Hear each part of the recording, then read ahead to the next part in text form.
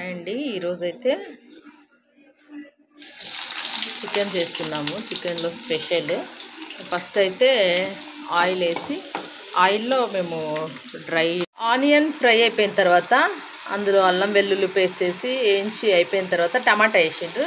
ఇప్పుడు టమాటాలో కొంచెం మగ్గినాక పసుపు వేస్తున్నారు.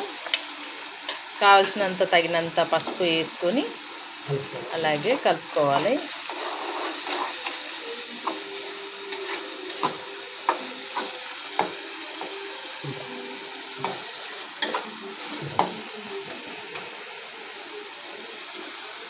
కలిపేసిన తర్వాత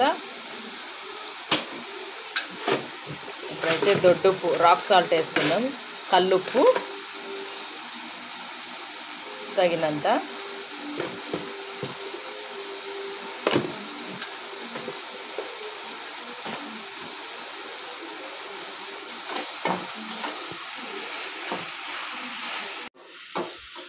నేనైతే చికెన్ ఇలా మ్యాగ్నేట్ చేసి పెట్టుకున్నాను. ఇందులో ఉప్పు, కారం, పసుపు, గరం మసాలా, అల్లం వెల్లుల్లి పేస్ట్ వేసి కలిపేసి ఒక 2 అవర్స్ పక్కన ఉంచాను.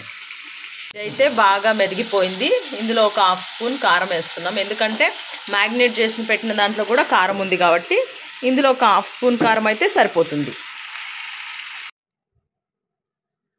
అలా వేసేసి మంచిగా కలిపేసిన తర్వాత ఆ మ్యాగ్నేట్ చేసిందంతా అందులో వేసేసి మంచిగా కలిపేసి మనకు వాటర్ ఎంత కావాలో ఒక చాయ్ కప్పుతో అయితే పోసుకుంటే సరిపోతుంది. కొంచెం పోసేసుకొని బాగా కిందికి మీదికి మంచిగా తిప్పుతూ కలుపుతూ ఉండాలా.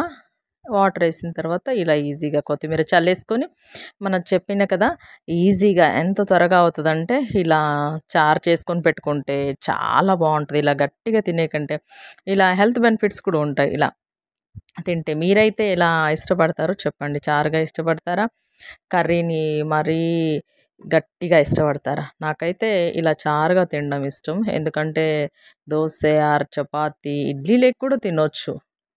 నేనైతే ఇలాగే తింటాను. Like and share, subscribe.